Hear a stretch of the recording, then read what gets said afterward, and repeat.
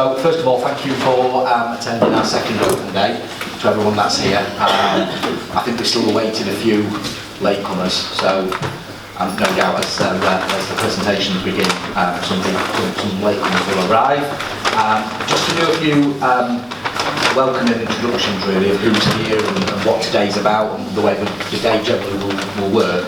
We've got with us today a number of suppliers to the business. I'll just run through because there's more than we had last time. So upstairs we've got H&M bath lifts, we've got Arjo, we've got Frontier, we've got Driver Vilvis, we've got ETAC, and we've got the North Yorkshire Fire Service with us today, giving advice around risk reduction with mattresses. Downstairs we've got Simply Moving and Sleeping, who do the ceiling tracks in the contract. We've got Hospital Direct, we've got Care and Independence, and we've got Acora and Joant. Have I missed anybody? Wonderful, right.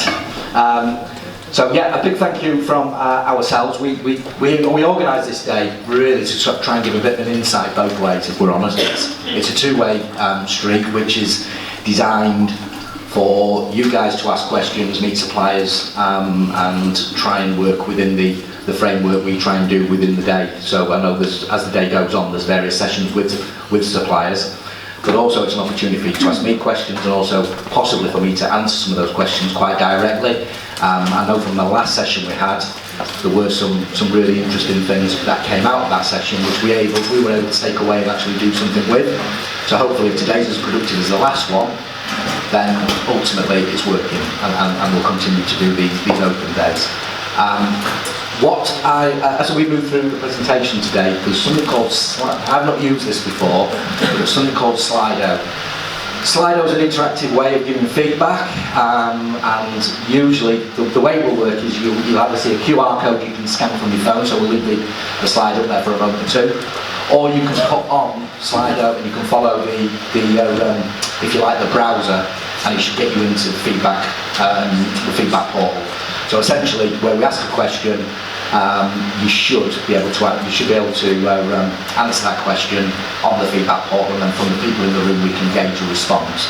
But as we go through, you'll sort of pick that up, and we'll try and give you the best advice we can.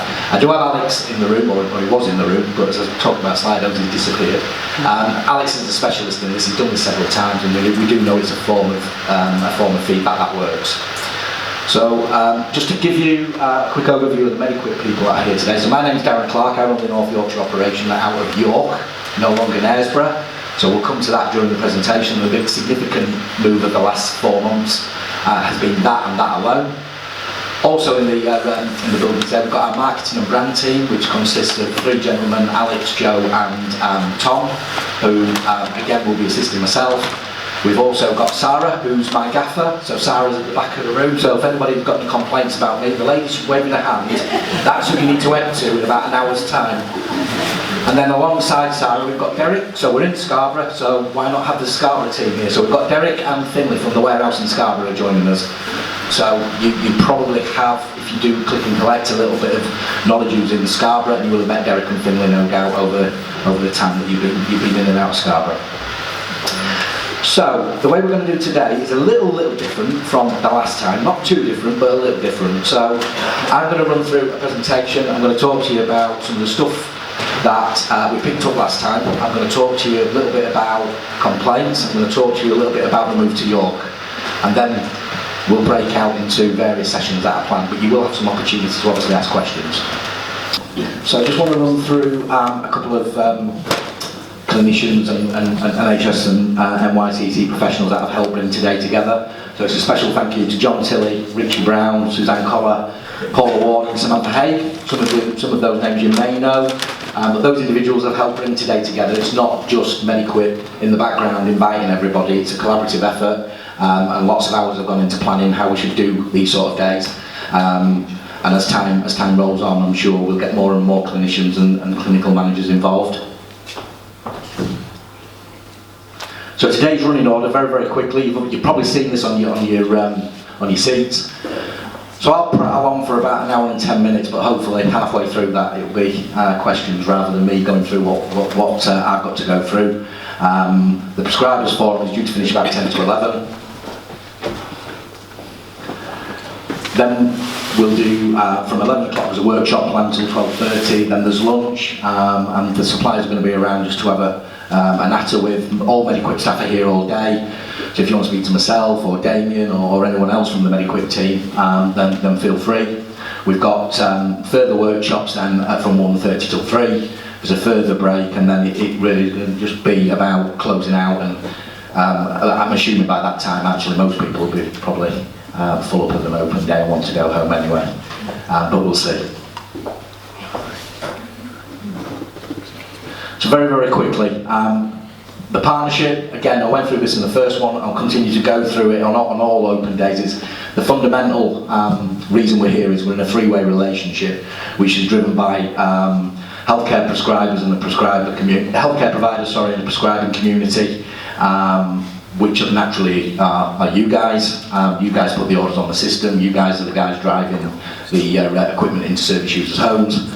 We've then got the integrated community equipment provider, which is ourselves, so we're commissioned to provide the service as part of the solution. Medequip licensed an online platform called Transforming Community, which is Community Equipment Services, which is TCs as you know it. And the intellectual property rights are owned by a company called CSS, Creative Software Solutions Europe. You may or may not be aware of that, but that's as it works. And we've got bodies within the Integrated Care Board, which are the Yorkshire Healthcare Partnership, the North Yorkshire Health and Care Partnership, the NHS Bradford District and Craven Health and Care Partnership, and the North Yorkshire County Council.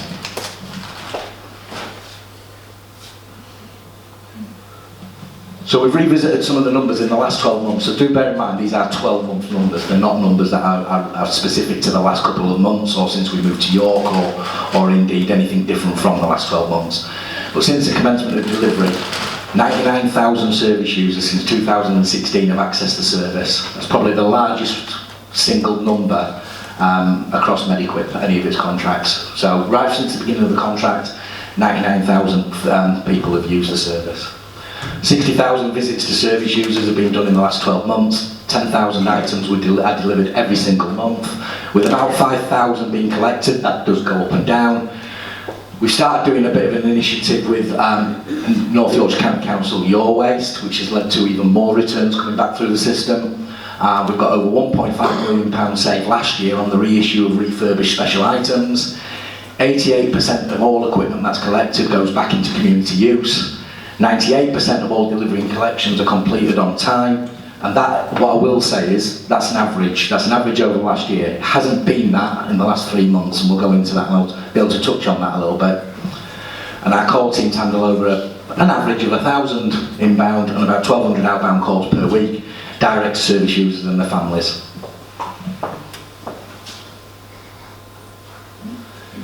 Is everybody aware of the operational service guide? So there's an operational service guide which is put in place by the commissioning team, and that sits in TC's document library.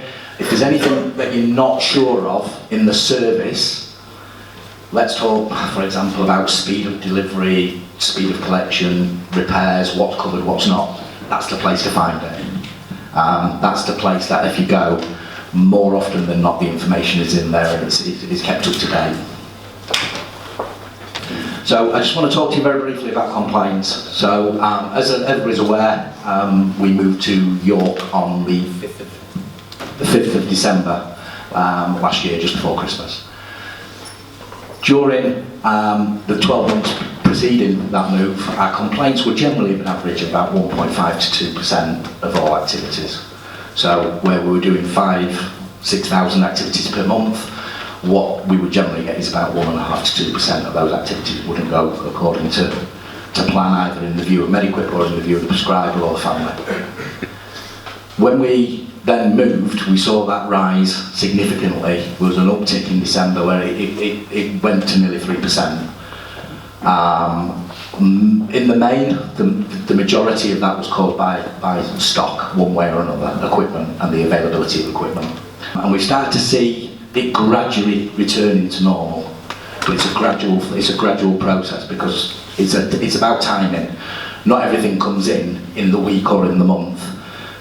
There's a complaint, for example, as the delivery or the equipment not being available. So there is slight timing lags and timing issues, but generally we're starting to see it return to normal. So far, what we've been working on since we moved into York, and we were very, very acutely aware that moving in December had risks, is that fundamentally we've been recruiting to replace a third of our workforce.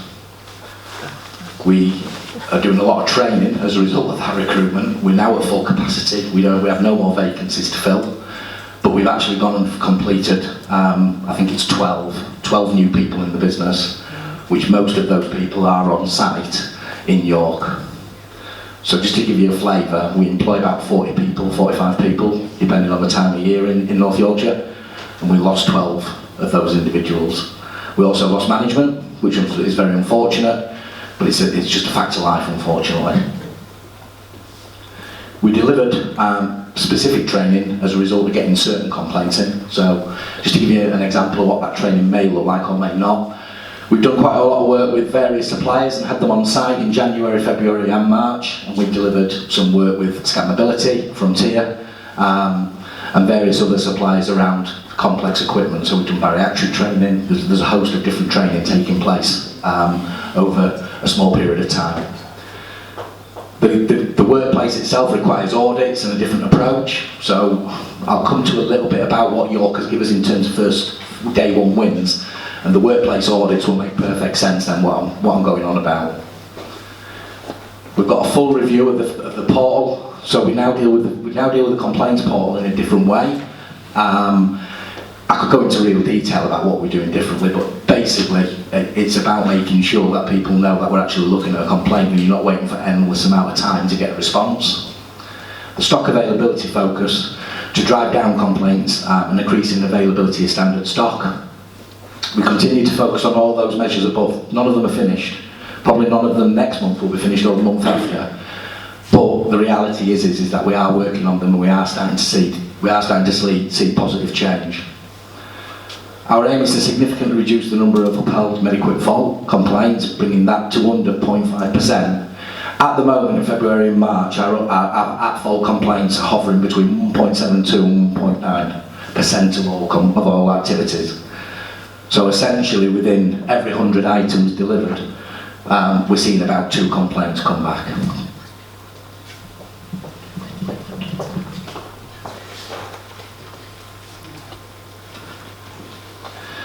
So the depot moved from Knaresborough. Who's been to Knaresborough? I think very few people, but right, okay. So has anybody been to York yet? Right, okay. So just to give you a little bit of a flavour of what we've done from day one. So we've got a complete new decontamination operation in place, which includes a jet wash area, which we've never had pressure washing. We were never allowed to have it at Knaresborough. We didn't have the room to have it at Knaresborough, but we would never had that option. We've purposely designed a pressure care cleaning and testing zone. So previously, pressure care, particularly mattresses, were all subcontracted, down to the fact that we just couldn't get mattresses in the building. It was that simple. So we had to subcontract them to another cleaning agency, and that cleaning agency then used to transport them in daily or bi-daily to us. We've now got specific steam and drying rooms, so essentially stock goes through, has got the option now to go through 2 or 3 processes in the decontamination area, not like it used to be in Knaresborough. If anybody ever came to Knaresborough, our pre-cleaning area was the car park, and it was really embarrassing. So we don't have that issue anymore. We've got a proper dirty area, we've got a proper scrap area, we've got a proper cleaning rooms, of which there are now 4. And our staffing in that area is now back to full capacity. So we're starting to make progress. The equipment we've got in that area, naturally jet pressure washing alone, will over time change fundamentally not only how much we put through, but the quality of what's coming out the other end. The capacity in the warehouse itself, it can hold an extra 300 pallets of stock, just to give you some sort of flavour of what that looks like. So previously Knaresborough would have maybe held 200 at the very most. This place holds over 500. In addition to that, it's probably going to be able to to hold at any one time somewhere upward of £150,000 worth of stock. That's probably somewhere in the region of about 1,000 items, more than we were holding at Knaresborough. We are looking at other opportunities at the moment, on top of all the things I've mentioned, which are a new interactive retail area in York. So essentially, the opportunity for prescribers to order equipment direct for service users, maybe even order from reception on some sort of online platform, and also be able to order immediate click and collect via TCs online whilst you're at the depot. So there's all them sort of things at the moment moving round and being talked about, and I'm sure we'll see them come to life in the next sort of 6 months. Obviously, for those that are aware, we now sit alongside City of York, who deliver the City of York social care contract for Simple Aids. The benefit of that is we're both doing the same thing. So there has to be synergy. There has to be something we can find within the two services which meet in the middle. And the obvious ones are things like P-stores and bulk collections and bulk deliveries, where if we're going to the same location individually as services 2-3 times a week, then surely there's something we can do going forward that makes that a merged and more sort of collaborative approach. It is on the table for discussion, but naturally it's not the top of the priority order. What I want to do is I want to go into 4 examples of things which came out the last open day, things that I specifically have been looking at and my team have been looking at, and in some cases the commissioners have been looking at. And I'll try and give you an update on all of them. I can't say we've solved all of them, but I can certainly say something has happened on all of them.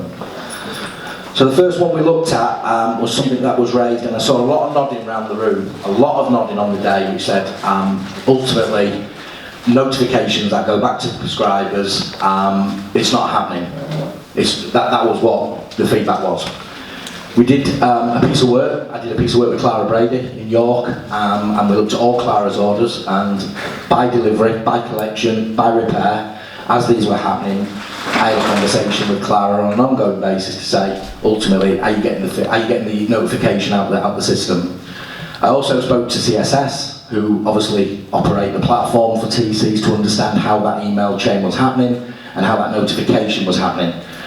And what we discovered was ultimately in your, if you like, your profile, you can actually set it up to receive notifications, very quick tick box exercise. So if in the first instance that needs to be ticked, otherwise you're not going to get a notification.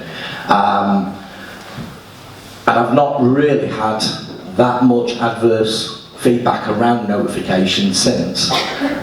What I do get back, and I think it's a really interesting point, and I don't know how to solve it, is what if something happens where the notification comes back to me and I'm not in, or I've used an impersonation account, and that I can't answer because I don't know the answer.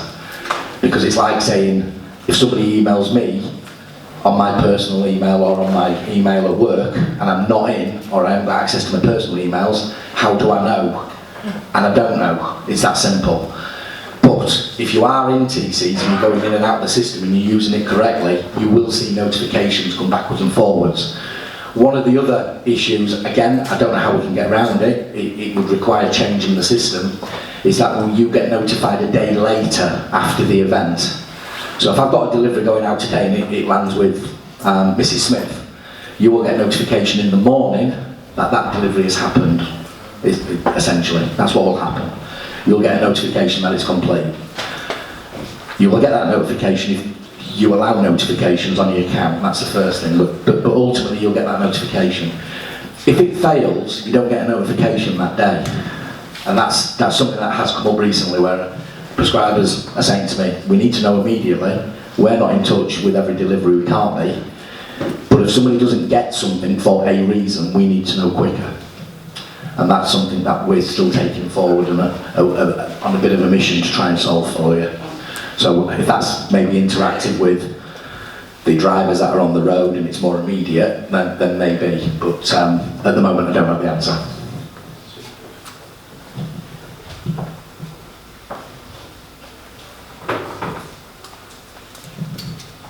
So I took this one to the commissioners because Diane West of NYCC raised something really quite passionate to Diane, and there were other people in the room were nodding, was that when, particularly in health, something happens and we have to go back and revisit a case, a piece of equipment, 2 years old, 3 years old, the prescribers quite often are no longer involved with that particular person.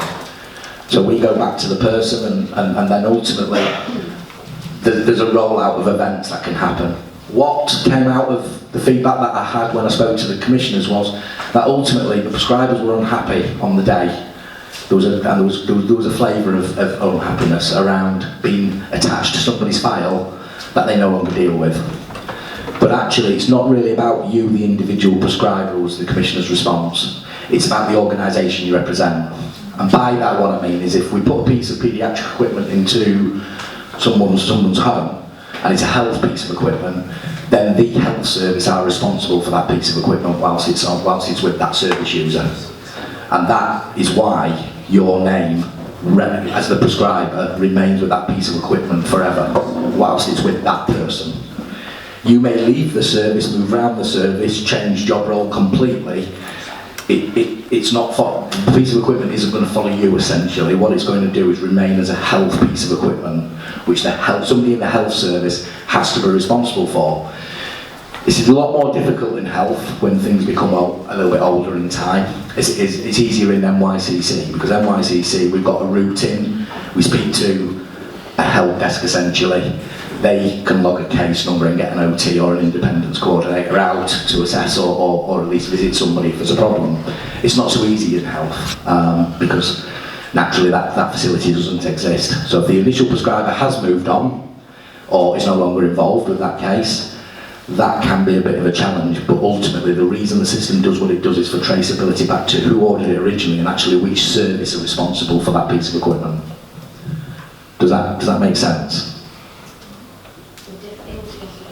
With that is if we get a piece of equipment or get an email to say we need to provide this or review this case, and that person's not at work, it gets lost. Or moved on, gets lost. Yeah. So who's then responsible? What we try to generally do in that scenario is escalate into a clinical manager or into people that are within our, if you like, network as Medequip and NHS contract to try and find out who would be responsible because teams do move on. And sometimes it's just not that easy, but quite often with the network of people we've got, we can usually find a route to try and get something sorted out for an individual where a piece of equipment that is a special has all of a sudden just stopped working 5 years down the line or whatever it may be. Anna? So if I can't get hold of anybody, like you say, the OTs have moved on and it's a health issue, then I then bring a single point of access for that area. So now I've got near enough everybody's single point access numbers for the different areas in North Yorkshire. I then log in with them. I then give them my email address to contact me if they need any more queries, and they then put it to the relevant team. So like Harrogate, they have north, south, east and west. So the single point person would then log it with whoever their area is. So in the Rydale area, they sort of slot it where if it's a Moulton or a Scarborough. So that's who I speak to. If it's an MICC, I log it with social services, and then they then move it to which area it needs to be allocated to. Yeah. So that's on specials, and also we do that with standard stock as well. If it's a very old thing, we do go to the relevant single point or NYCC areas. And if it's not a special thing, so if it's not a non-standard stock, if it's a standard stock item, we do the same thing. We would find the relevant single point or MICC for that area and log it with them. If the person is like haven't seen anybody in 3-4 years, we have to re-escalate it to whoever's current in their areas. Thank you, Anna. Can I just ask a question, sorry, just about the specials like the complex seating and things like that. So I'm the only OT at the hospice, and I only work 3 days, and what I found is that I'm getting historical, like when the chair's broken, and it's quite a specialist piece of kit, and nothing's changed with the patient, but I'm having to then go out and assess and put that back into panel, which just seems a bit of a crazy. Yeah, I think the biggest challenge we've got is we can't spend your money and we can't assess the clients. It's that simple. And them two things together. Assess for that equipment. Yeah, but if it's over a period of time. We don't know if it needs a change in that time scale, so that's why I escalate it up, because I just need to make sure that what I might be sending out is suitable for that person if they've not had a change of equipment in 4 or 5 years. So we've got to make sure that what's relevant for today is what they need.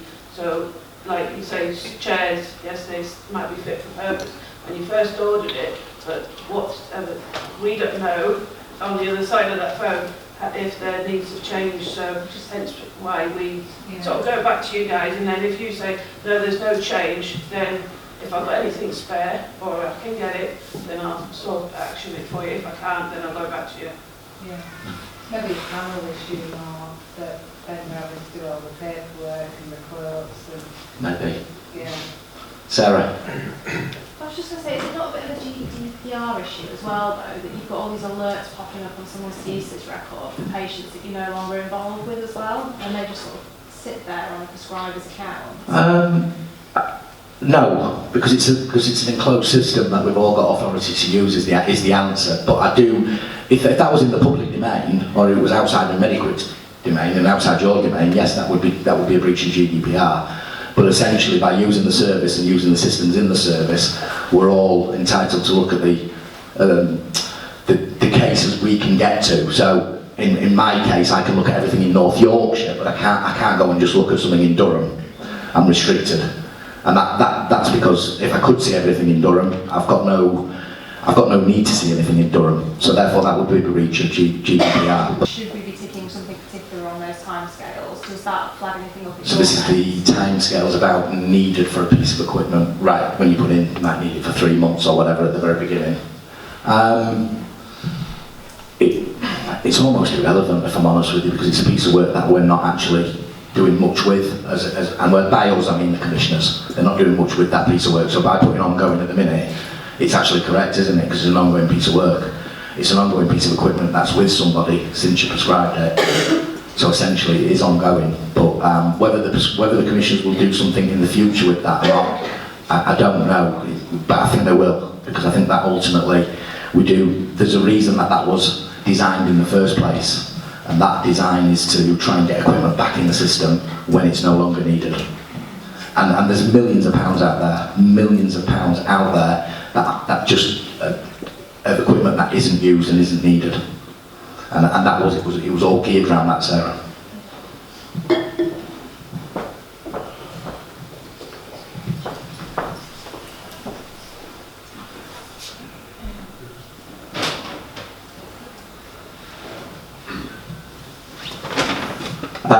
Right, okay, so I haven't got Pam here to sort of run through what's been going on in the background, but essentially, this is not something that's just come up at the open day. I've had this ongoing now for the best period of probably 12 months, and essentially what's happening is the community system is allowing prescribers to do things which are ultimately not part of the service. So it does seem incorrect, doesn't it, that you can order a special and you can do that on the same day, for example. It's a bit bizarre. So there's quite a few things at the moment that Medequip's IT directors and the senior management of Medequip are working with Pam on. And they'll either come to fruit, to bear, or they won't. It's that simple. So hopefully we will see some improvements on TCs, which allows you to order correctly, but also stops you ordering incorrectly, and that's the thing we need to stop, because that's the thing that frustrates you. And I can absolutely get that. I sense that every day. I sense that when I read complaints. I sense that when you get an email back, and I sense it when those OTs and district nurses that have got my telephone number ring me and ask me what's going on. And I have to sort of say, well, unfortunately, I can't do what you're asking me to do. I can't do a joint visit on the next day. I can't do a recycled special piece of kit delivery on the same day or the next day. It has to be on that speed. Why can't I click and collect it? Because you can't. You can physically, but you've got to order it on that speed. And these are all the sort of things, the frustrations, and I'm sure there's more. Why can you order something out of hours if it's not on the out of hours catalogue, for example? It's probably just another simple example of, frustration really. So when that order then gets cancelled, that then leads to you wasting your time and more frustration. And our guys wasting their time as well, let's be honest. It's not just a one-way street. Our guys are having to go and cancel the orders and email you back and all this stuff. So it's not straightforward at all. But Pam is working with our IT director and our senior management to change 3 or 4 big things and not allow ordering speeds to be incorrect is one of them. To make sure that I know she's looking at notifications and the speed at which they get back to you, and a host of other things to do with the just general feedback on the system and how we can feed back in a more interactive way rather than what you currently are faced with.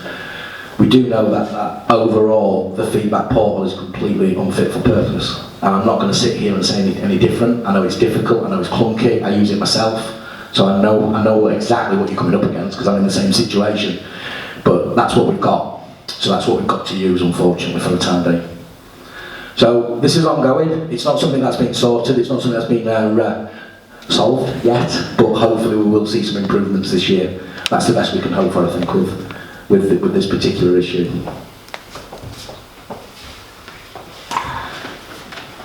And then this one was the 4th one and final one. So it's the delays in the repairs of specials. And I think that ultimately there's two things. Firstly, somebody this week said to me, I'll give you an example. Somebody this week said to me, a piece of equipment had broken.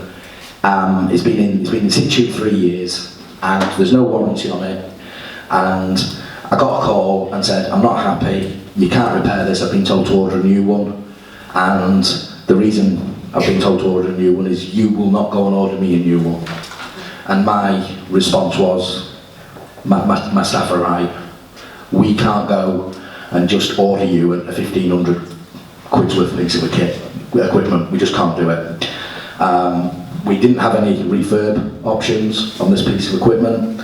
So ultimately, it has to come back to the prescribing community to reassess, reorder, and sometimes go through that absolute pain, Rosie, of the panel, because there's nothing I can do about it. It is what it is. Whether it's the panel that's not right or the process that's not right, I don't know. I'm not comfortable with my staff reordering thousands of pounds worth, tens of thousands of pounds worth of equipment to replace equipment that we've got no idea about the individual involved. We've got no idea about how it was prescribed in the first place and why. So there are real fallout issues and consequences if that goes wrong, and that's why sometimes I get the frustration. I get the frustration of the lady this week. Totally get it. But tough. That's the way it has to be. There is a real drawn-out process and a frustration. It does take long. It does take a while to get special sorted. But that's because I ain't got 10 of them on the shelf, 20 of them, 30 of them on the shelf. Got a problem with a walking stick, I could probably resolve it within an hour or two, if I'm honest. But I can't resolve something which is very specialist. That's probably come from, somewhere 3 years ago, and it's cost an absolute fortune, and it's in situ. Another example was I had a really expensive £4,000 mattress go down a couple of weeks ago, completely unfit for repair. And the best we could do was downgrade to our full air for 48 hours while the supplier managed to put a replacement in place. But that required fast tracking right through the panel because it's a £4,000 piece of kit. So it's them sort of examples which are not going to change. And it's really it's my job to sort of inform prescribers and try and work with prescribers so they understand that element of the service and what my staff can and can't do. What we we can try and do is make sure that if we've got a piece of kit that's similar, if we've got a piece of kit in stock, and we've got something which could be used as a substitute quite often with slings and what have you, is to at least make you aware what's on the catalogue, drive you to the right area. Sometimes it requires another order, sometimes it requires just a repair. There are all sorts of different things we can do, but ultimately the reason it takes longer is because the equipment isn't it's just not readily available, and sometimes that naturally leads to a delay. I will also say there's a lot of specials that go out don't come back as they went out, and that's a perception issue within the community. Children's equipment is the number one example. Children break things, children grow. Children are in itself a big area where equipment goes out to in North Yorkshire. We've got an overwhelming amount of equipment for paediatric in the community, but it does come back without equipment, without belts, without headrest and all the rest of it. So we're not getting back what we sent out in the first place, is what I'm saying. When you then recycle things 4 or 5 times, each time it comes back, there's a chance you're going to be missing something else, and something else, and something else. So you get a gradual deterioration. A lot of suppliers will, at some point, will say to us, we no longer support that piece of kit, you need to buy new. And then we get back into an arm wrestle. And we don't want to get into that arm wrestle, we just do. And there's nothing we can do about it, unfortunately. That's when I need to come back to a prescriber and say, the supplier no longer support that piece of kit, I need you to now order a new one, and you say, not a chance at 2,000 quid, and then we start all over again. And I understand why you're saying, not a chance at 2,000 quid, I get it, but unfortunately, it's your service, not mine. My job is to try and just make sure we've got continuity of equipment in the community, and I can't always achieve that if it's just not achievable, sadly. What I will say, on the upside to all that, we are looking at what we most commonly use, and in York we've got facilities to store more parts, and we're looking at that as a project at the minute to open up a parts, shall we say, storage facility, which will allow us for our most common themed refurbs to have from brand new. We'll go to suppliers and we'll buy specials in, so we'll go to ETAC and we'll go to these suppliers such as Frontier for Toto turners, that sort of stuff, and buy parts in. So we've got them on the shelf, so should something go wrong, in some cases we might be able to get around some of these delays. Darren, can I just add to that? You can? Yeah, so the thing is that we're also working to get, sorry, my name's Damien, I'm product manager for the North, so I look after your catalogue basically. So we also look to get things on standard stock where possible. So obviously when you've got items on standard stock, we have them in the warehouse ready to go. So it improves that speed of delivery for your service users. And a few of the things we're doing, like with the Acora chair, that's now a preferred special. So we encourage people to use that chair. So then technicians get used to it, prescribers get used to it, and it's a lot more of a smoother process using one supplier, rather than having 5 different suppliers with lots of different types of chair. So there's work around that as well.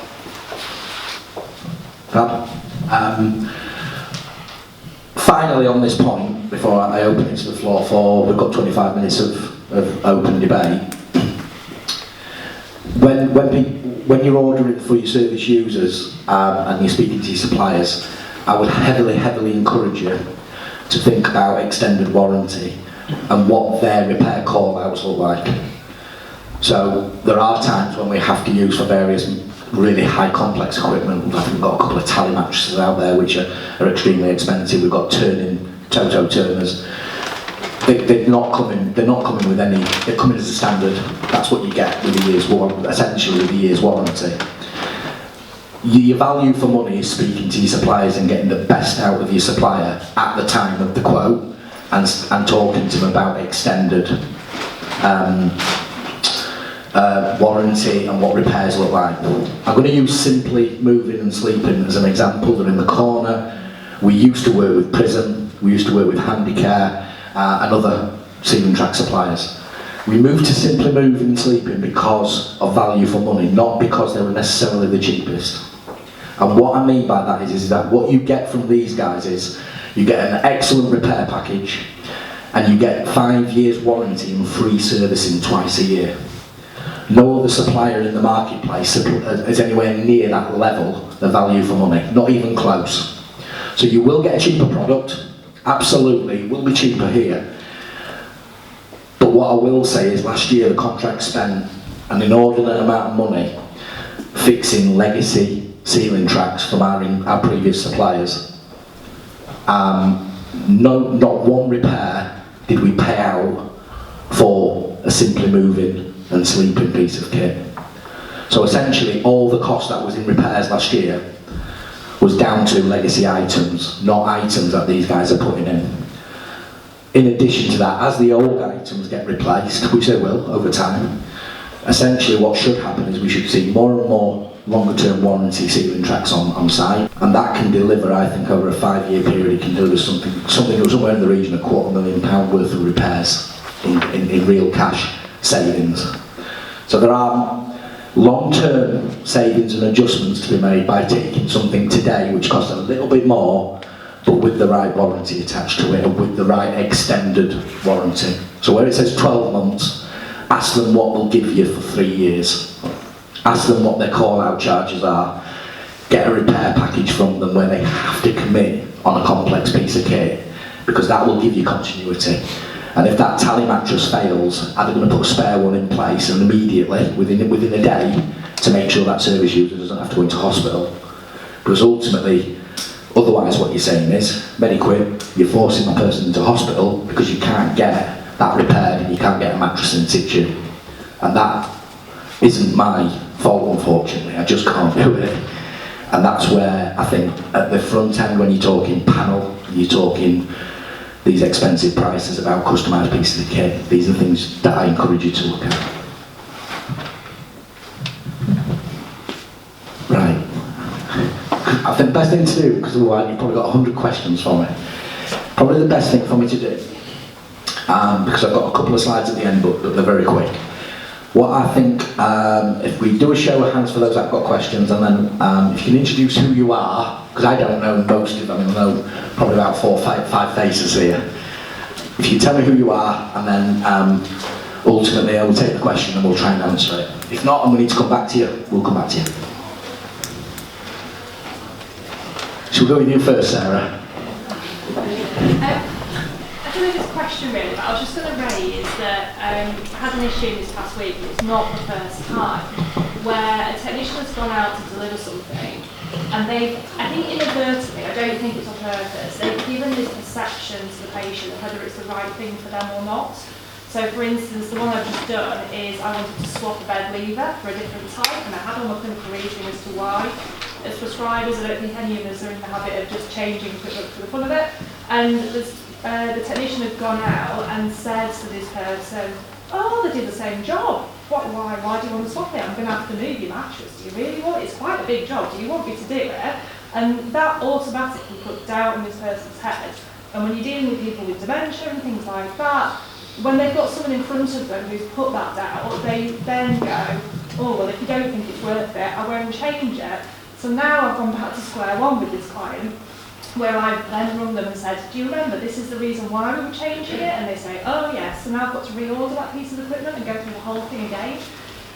So it's not the first time it's happened. And like I said, I don't think it's intentional, but it's just how technicians, I think, communicate sometimes with the service users, that they give off an impression potentially that they're very busy and got lots of jobs to do. "You sure you want me to do this?" Whereas I'd rather than switch the narrative to, "This is being prescribed for you, I'm going to fit it, where do you want it?" Right, okay. Without making light of that issue, because that issue is in itself quite serious, because you could be doing something which is quite urgent. My technicians think the mechanics when the vans break down. They know everything. I think, if I'm honest, no, they should be delivering what you've asked them to deliver. I think that's the short answer. And what they shouldn't be doing is engaging in conversation that actually could be deemed to be influencing. Now, they might be, like say, doing it because they just flippantly make a comment, he does the same thing. but there shouldn't be, essentially. So that's probably the answer to the question. The answer to the question is, they're not clinical, they don't know the background, they've got no reasoning to want to not do what you've asked them to do. You've got all the clinical background and experience, and you're the clinician, so they should just do what you've asked them to do. And that is the answer. And that's something I can take back. It's just that it wasn't a one-off, so I don't know if I'm the only one in the room who's experiencing that. No, I can quite believe that somebody would say, you know, ultimately, if I don't know, bed leaves are a really good example. With the bed type, they will probably make some sort of comment, why would you want to change what you've currently got? What you've currently got is better. Is that a training need though for themselves? I think it's not a training need necessarily. I think the technicians just need to follow the instruction and be less intuitive. That needs to be communicated. Yes, it's communication. Yeah, it's definitely communication. It's not a training need, because they shouldn't be making an influencing comment to anybody, regardless of what the piece of kit is. Full stop, finish. The only time I would ask anybody to do anything remotely influencing is around certain criteria of delivery at the time of day, but that's a different thing completely. I've ordered a bed lever, I've ordered a bed stick, he gets there, and actually there's a conversation that leads to him not doing the job. Unless that job is physically impossible to do, we should do the job. What happens about the cost then? Because if you've ordered it on a same day delivery and you pay for that expense to have it delivered, then it's not stored and returned and you have to reorder it. Do you get it free the next time, or are you paying twice, or how No, does that work? the first delivery you don't pay for. Right. The first delivery you don't pay for. So if we don't deliver something but we visit somewhere, even if we knock on the door and somebody's not in, you don't pay for it. So every time we go out and we put a card through somebody's letterbox to say we've come and you're not in, you don't pay for that, for those. We could do, I don't know how many percentage-wise, but we could do about 7% of those, 8%. Those 7-8% of visits we do not charge the North Yorkshire contract for. So you're only getting the delivered activity as a charge. Of course you can. What's your name, sorry? My name's Joanne. Hi, John. NYC2. So, a lot of times lately, the client's been told to get the equipment delivered, and then I get like feedback saying, oh, I couldn't deliver it, the technician couldn't find the address.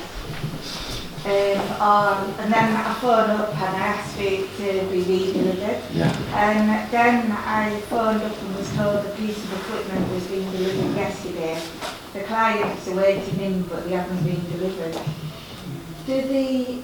I understand that you're busy, there's a lot of like rural areas where you've got no signal or anything. The rural areas with addresses are the biggest problem, because quite often they've not even got the house names. Yeah. And it's really difficult, because quite often as well, I mean, not so much as you come down towards York and below Pickering, it sort of sorts itself out. But I've got to be honest with you, the Yorkshire Dales are a nightmare. I've looked at postcodes which take you 5 miles away. We need to get to what 3 words in the next couple of years, because that will remove that instant happening. Yeah. It is a problem. It is a problem. But what we do to try and counteract it, to try and make sure that we're doing the very best we can, there's a process that happens immediately the day after a delivery should have happened, and that is taken independently. So we do, essentially what happens is the driver comes back in the following morning, and everything that he did do, fine. Everything he didn't do the day before is gone through independently by somebody who is not connected to that team. Yeah.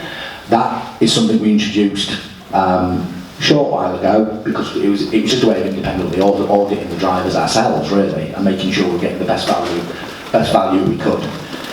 So there are some, but I would say that we're down to certainly single figures a day where addresses just can't be found. Yeah. But I've got to tell you, they nearly always are somewhere between Whitby and Pickering. Yeah. Always, and it's a real pain, because just put as much information on there as you can, and if the postcode doesn't take you to the address, which I'm sure you know, because you would probably have the same problem, because I did get a complaint where an OT did say to me, the first time I went, I couldn't find it, and it leads you, but there was no notes on the order. So you're sort of thinking, right, okay, what would have helped is actually the postcode ignore, you need to do this and this differently, because actually that'll get you to, but Not, it's the Yorkshire Dales, you know, in and around Danby, Castleton, Goathland. These are all areas that constantly get thrown at me by the Scarborough team, in as much as when they're on that run, it's just, there are some houses that are just really difficult to find. Because in the middle of nowhere, we know no street name or nothing. So, what the assurance we give you in response to your question is, it's independently audited and we follow up every one. So where we do have a direction issue, somebody rings that family and tries to ascertain some more information. That's what I will say to you, and that happens within 24 hours.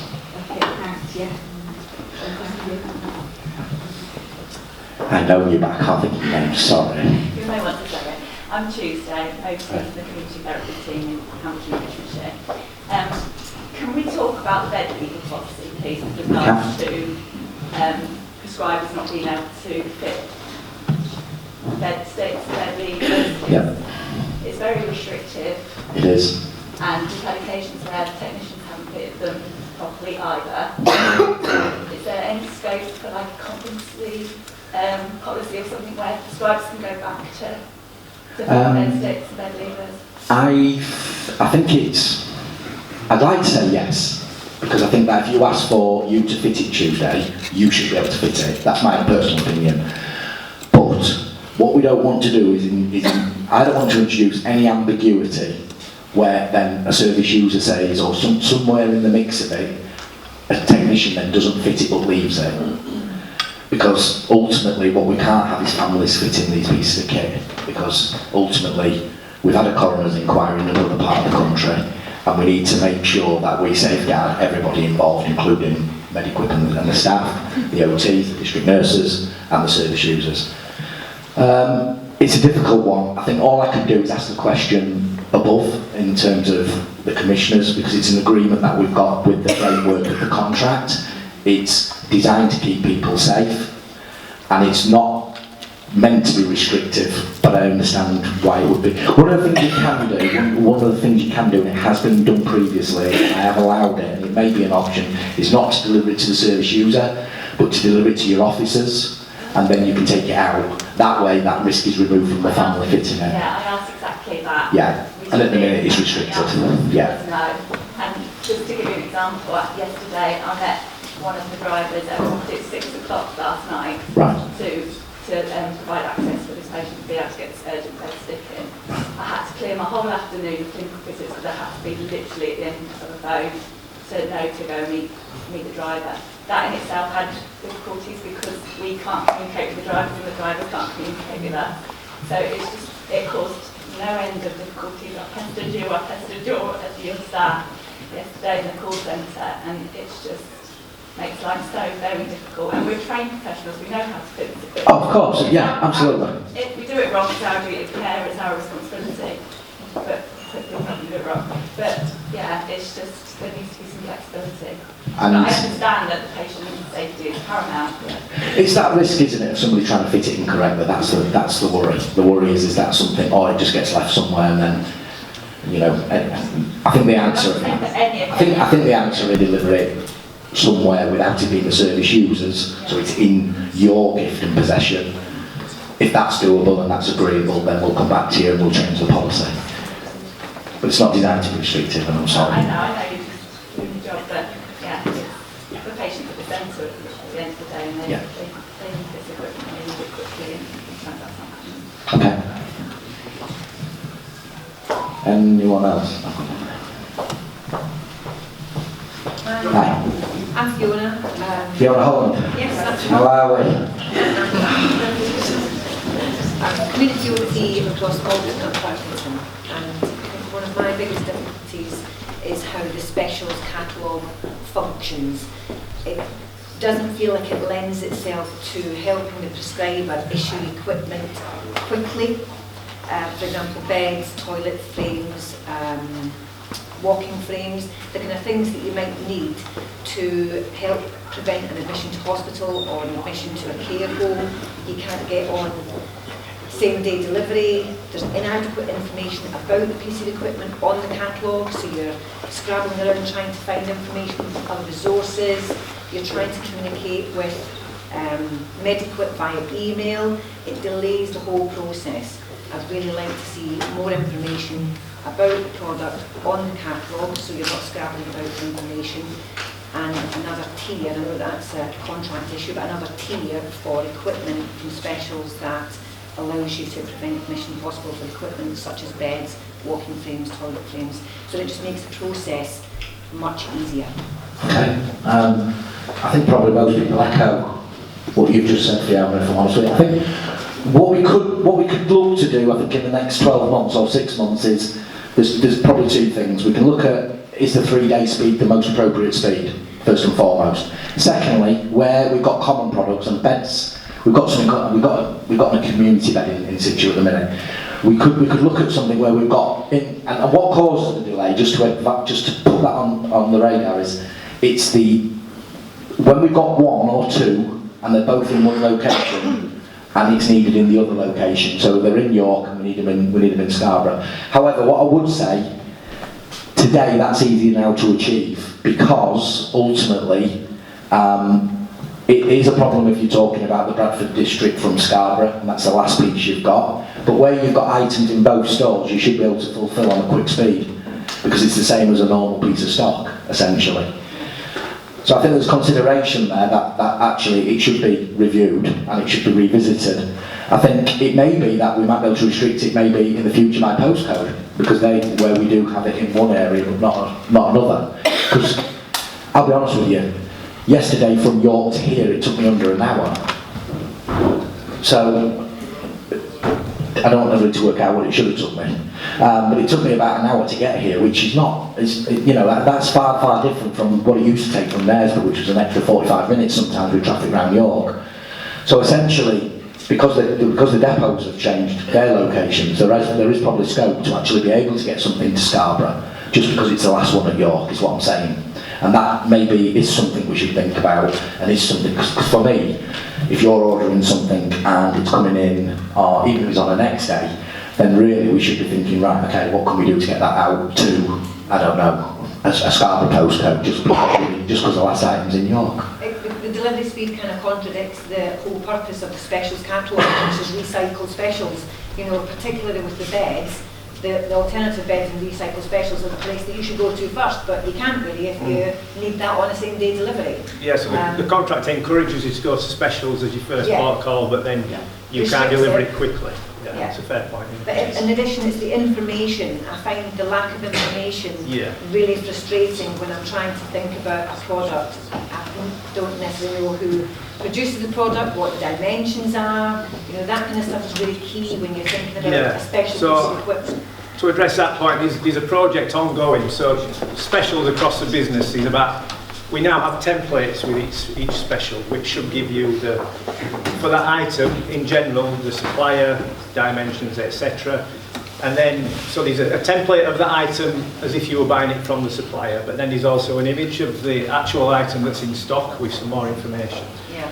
So currently, there's a couple of teams going through this. There's about 10,000 templates to get through as a business. And we've now got a group of OTs, clinical team in our business as well. We're going through all the templates to try as much as possible to get the right information on. So I think in the past some of the templates might have said some of the blurb from suppliers, but don't actually tell you the dimensions of the chair, for example, which is key. You guys need to know the functionality and the measurements, dimensions, don't you? Yes, functionality, particularly when I was ordering a bed the other day. On the website for the bed company, it said it has all these functions. Yeah. I said, great, that's fantastic. And then I managed to get in touch with someone at T says, oh no, you have to order a handset for that. So I'm about to order that bed. We're doing trend down, but based on the function, but actually it didn't have that. No. It would be so much easier if it just had that information. So it's that key detail, and that is what there is a project around that. It's not going to be overnight, but things should be improving on that aspect. So there is work being done. It's about the communication as well, and to be able to talk to someone about a piece of equipment at that time instead of having to email, wait for a return, email, wait for a return. It's I was in email contact with you on that one. I had to go and speak to the Cora team because I wasn't sure myself, and I had a look on the handsets that we had for the community bed, and it was them that said, yes, you can get a 10-button one to do the Transburger stuff. So that's why I went back to you to say you need to order the handset. So, but yeah, it's for me trying to source that information as well. I know I can only deal with what information I'm given from HQ on the templating. So what I see is what you guys see at the moment as well. So yeah, I can see your frustration on that, because I can only put so much in the notes, and whether that actually does go on the template as well is another question. But yeah, so I can say. It just feels a little bit frustrating. It's just an email sending. I might not be at my desk for the next 4 hours. You know, I'm going to go out, I'm going to come back. It's another email. It just prolongs the process. If we could talk to someone, I think it would be. Yeah, I mean, you're lucky in North Yorkshire. You've got Anna who looks after the specials.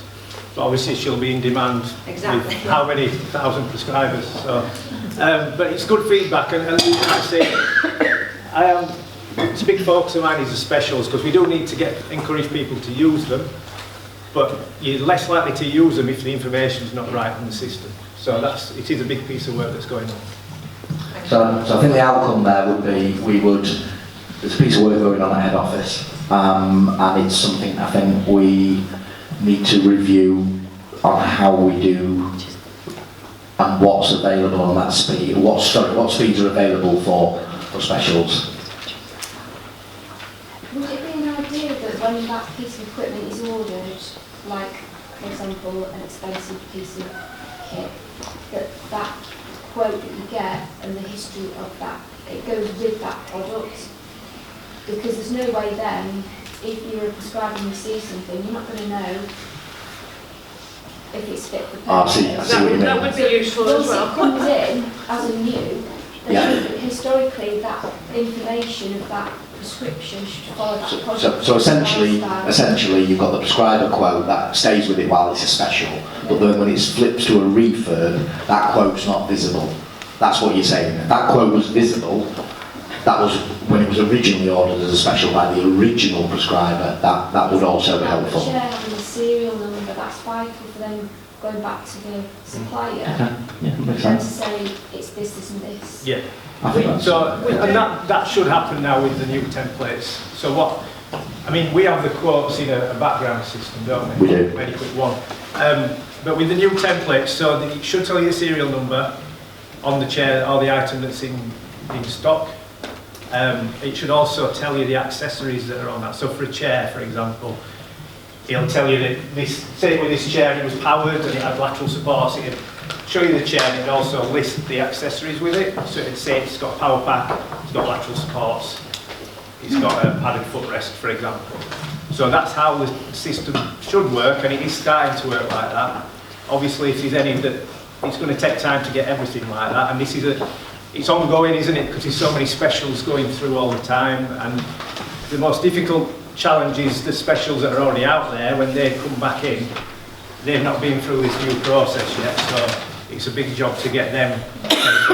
But it is something that we're looking at.